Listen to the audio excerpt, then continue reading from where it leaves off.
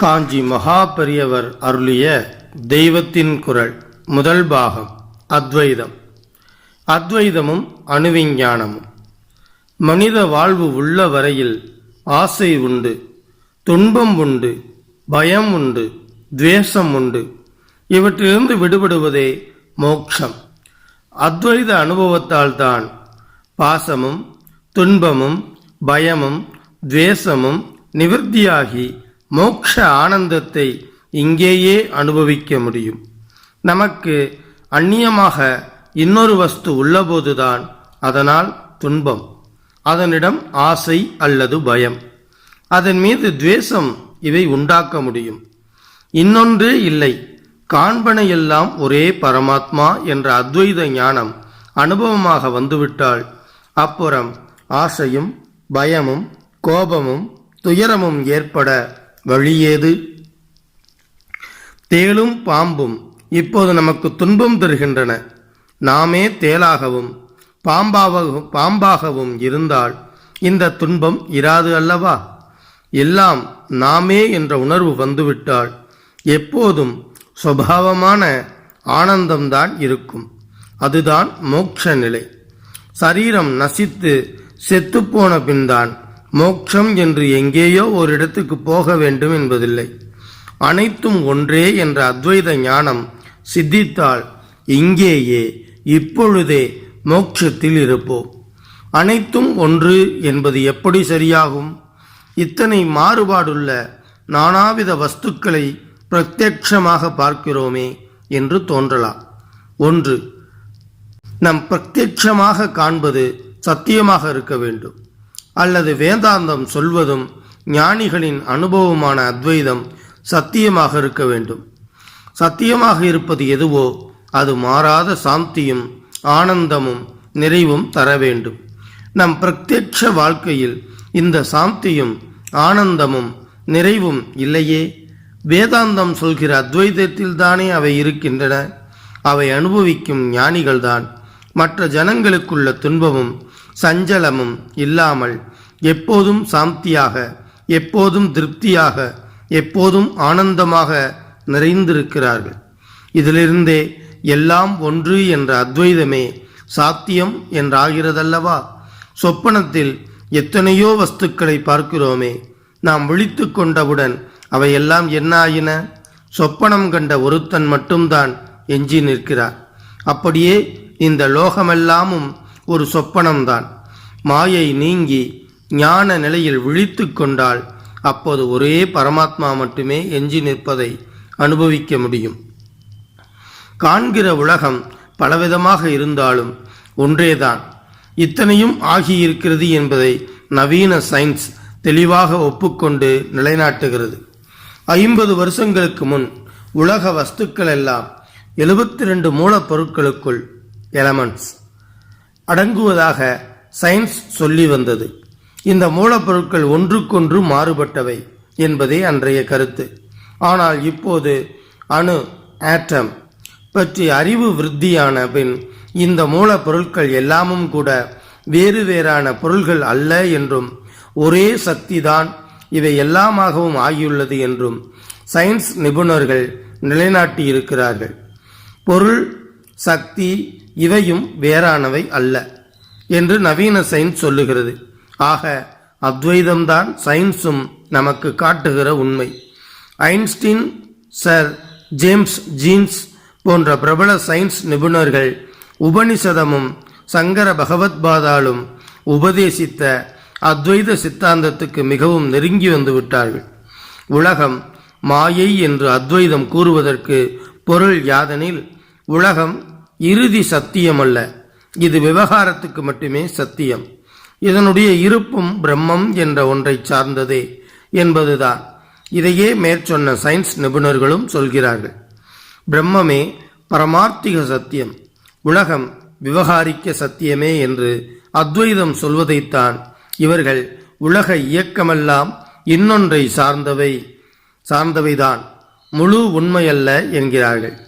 சக்தியும் பொருளும் ஒன்று என்ற பெரிய உண்மையை கண்ட அணு விஞ்ஞானிகள் அந்த அறிவை கொண்டே அணுகுண்டை கண்டுபிடித்தார்கள் என்பதுதான் துக்கமாக இருக்கிறது. வெளி உலக வஸ்துக்களை குறித்து சயின்ஸால் நிலைநாட்டப்படும் அத்வைதம் புத்தி மட்டத்தோடு அதாவது வெளி உலக வஸ்துக்களை குறித்து சயின்ஸால் நிலைநாட்டப்படும் அத்வைத புத்தி மட்டத்தோடு நின்றதன் அனர்த்தம் இது. அத்வைதம் புத்தி மட்டத்தோடு நின்றதன் அனர்த்தம் இது. சயின்ஸின் அத்வைதம் வெறும் அறிவோடும் வெளி உலகத்தோடும் மட்டும் நிற்காமல் வெளி உலகத்துக்கு காரணமான உள் உலக உண்மையையும் ஆராய்ந்து புத்தியோடு நிற்காமல் மக்களின் பாவனையிலும் தோய வேண்டும். ஜீவகுலம் எல்லாம் ஒன்றுதான் என்ற ஞானமும் சயின்ஸ் வழியாக ஏற்பட்டால் அணுகுண்டை தயாரித்த நவீன சயின்ஸே ஆத்ம ஞானிக்கு பதிலாக மகத்தான ஆத்மக்ஷேமம் செய்வதாகவும் ஏற்படும். தெய்வத்தின் குரல் அழுக்கு நீங்க வழி. முதல் பாகம். அடுத்த தலைப்பு அழுக்கு நீங்க வழி. ஞானத்துடன் அறிவுடன் பார்த்தால் எல்லாவற்றையும் ஆனந்தமாகவே பார்ப்போம். ஆனந்தம் முடிவில்லாதது. உண்மையாக அறிந்தால் எல்லாம் ஆனந்தம் என்று காண்போம். ஆனந்தம் எல்லையில்லாதது. அது இல்லாத இடமில்லை. ஞானமும் எல்லையில்லாதது. அதுவும் இல்லாத இடமில்லை. எல்லையில்லாத எங்கும் நிறைந்த பொருள் இரண்டு இருக்க முடியாது. ஆகையால் ஆனந்தமும் ஞானமும் ஒன்றே. உபனிஷத்தில் ஆனந்தம்தான் பிரம்மம் என்று சொல்லி இருக்கிறது. ஆனந்தம், ஞானம், பிரம்மம், ஆத்மா எல்லாம் ஒன்றே. அது இல்லாத இடமில்லை என்பதால் அதுவே இந்த ஞானத்தையும் ஆனந்தத்தையும் உடைய ஜீவனும். நாம் கண்ணால் மட்டுமே பார்க்கிறோம். ஒன்றை ரோஜா என்கிறோம், இன்னொன்றை ஊமத்தை என்று சொல்கிறோம். ஞானம் என்கிற அறிவால் பார்த்தால் அது ரோஜா என்று ஆனந்தமாகத்தான் தெரியும். ஊமத்தம்பூவும் அப்படியே தெரியும். நமக்கு ஞானம் இல்லாதபடியால் ஒன்றை ரோஜாவாகவும் மற்றொன்றை இன்னொரு பொருளாகவும் பார்க்கிறோம். உண்மையில் எல்லாம் ஆனந்தம்தான். உண்மை நமக்கு புலப்படாததற்கு காரணம் நமக்கு சித்தத்தில் அழுக்கு இருப்பதும் ஒருமைப்பாடு இல்லாததும் தான். கண்ணாடி ஆடிக்கொண்டிருந்தால் அதில் தெரியும் பிரதிபிம்பம் யதார்த்தமாக அல்லாமல் விரூபமாக தெரியும். ஆட்டத்துடன் அந்த கண்ணாடியில் அழுக்கும் இருந்தால் பிரதிபிம்பத்தில் யதார்த்த பாவமே கொஞ்சம் கூட இராது. நம்முடைய மனக்கண்ணாடி ஆடிக்கொண்டும் அழுக்கு பிடிந்தும் இருப்பதால் பொருட்களை அது உள்ளபடி ஆனந்த வஸ்துவாக பிரதிபலிப்பதில்லை. பைத்தியம் பிடித்த ஒருவனிடம் இந்த தடியை 1/4 மணி நேரம் பிடித்து கொண்டே இரு என்றால் அவனால் முடியாது. நம்மால் அந்த தடியை 1/4 மணி நேரம் பிடித்து கொண்டிருக்க முடிகிறது. ஸ்தூல வஸ்துவை நம்மால் பிடிக்க முடிகிறது. ஆனால் ஒரு பொருளை மட்டும் குறிப்பிட்ட நேரம் வரை நினைத்து கொண்டு இரு என்றால் அப்படி செய்ய முடியவில்லை. சித்தம் மறுகணமே ஆயிரக்கணக்கான எண்ணங்களை சினிமா படங்கள் ஓடுவது போல் ஓட்டமாக ஓடியபடி நினைக்கிறது. ஆகையால் நாம் எப்படி பைத்தியங்களை நினைக்கிறோமோ அதுபோல் மகான்களுக்கு நாமும் பைத்தியமாகத்தான் படுவோம். மனம் கட்டப்படுகிற வரையில் எல்லோரும் பல வகைப்பட்ட பைத்தியங்களே. அழுக்குடன் உள்ள கண்ணாடி ஆடுவது போல் நம்முடைய சித்தம் தோஷத்துடனும் ஐகாக்கிரதை இல்லாமலும் ஒருமுகமாகாமலும் இருப்பதுதான் இதற்கு காரணம். தோஷம் போனால் ஐகாக்கிரதை வரும். ஐகாக்கிரதை வந்தால் உண்மை விளங்கும். தோஷத்தை எப்படி போக்குவது? நமக்கு அழுக்கு என்பது தேகம். இந்த தேகம் எதனால் வந்தது? பாவத்தினால் வந்தது. அந்த பாவத்தை எதனால் செய்தோம்? கரச்சரணாதி அவயங்களால். மனம் இவற்றினால் செய்தோம். சுற்றியுள்ள கயிற்றை அவிழ்க்க வேண்டியிருந்தால் சுற்றின பிரகாரமே மறுபடியும் திரும்பவும் அவிழ்க்க வேண்டும். அதே மாதிரி அசத்காரியங்களை சத்காரியங்களினாலும் பாவங்களை புண்ணியங்களினாலும் புண்ணியம் தொலைக்க வேண்டும். கரசரணாதி அவயங்கள் மனம் இவற்றினால் செய்த பாவங்களை இந்த அவயங்களாலேயே தொலைக்க வேண்டும்.